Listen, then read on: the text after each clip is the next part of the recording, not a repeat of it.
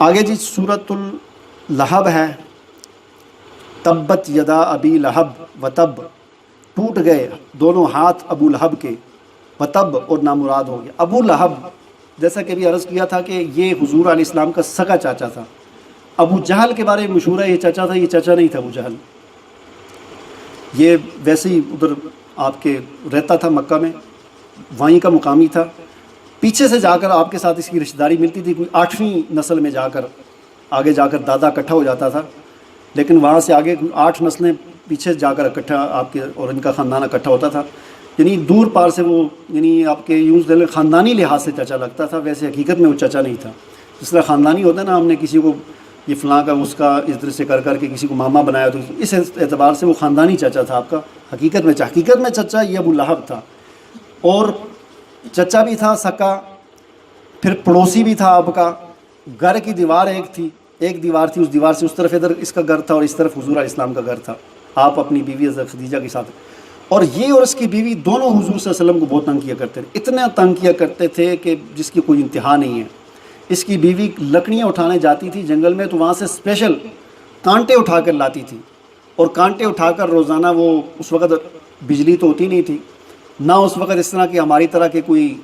Special قسم کے جوتے اور چپلیاں ہوتی تھیں،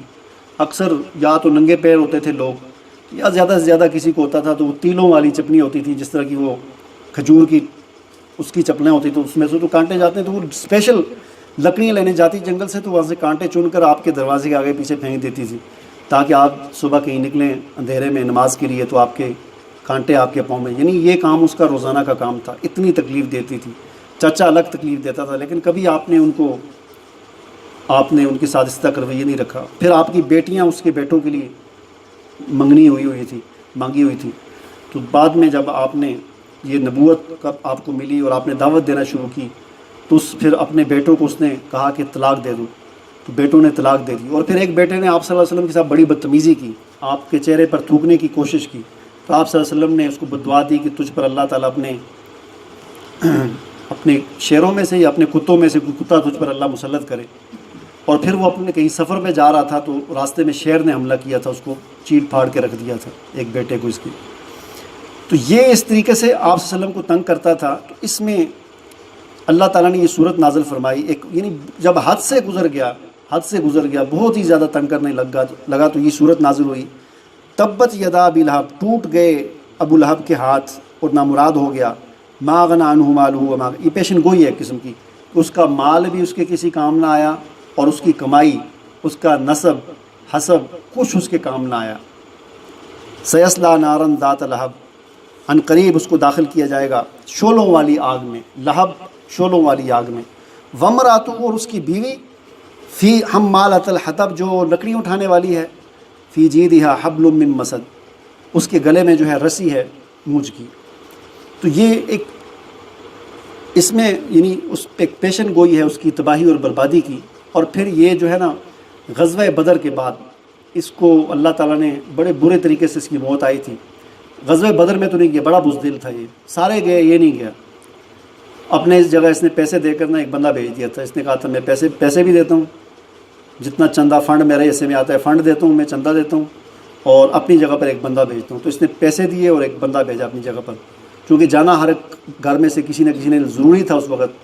تو باقی تو سارے چلے گئے، تو یہ بزدل نہیں گیا۔ تو جنگ بدر میں فتح ہوئی، تو اس کے بعد اس نے کہا شاید گھر میں بیٹھ کے میں بچ جاؤں گا۔ اللہ تعالیٰ نے پھر اس کو یہاں پر موت دی، اس کو ایک پھوڑا نکلا، طاعون، اس وقت طاعون کی بیماری لا علاج بیماری ہوتی تھی اور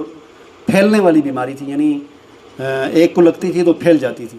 اس کو وہ طاعون کا پھوڑا نکلا، تو لوگ اس ڈر کی وجہ سے کہ جو اس کے قریب جائے گا کہیں اس کو وہ بیماری نہ لگ جائے، لوگوں نے اس کو چھوڑ دیا، کوئی اس کے قریب نہیں جاتا تھا، حتیٰ کہ اس کے بیٹے بھی اس کے قریب نہیں جاتے تھے۔ اور پھر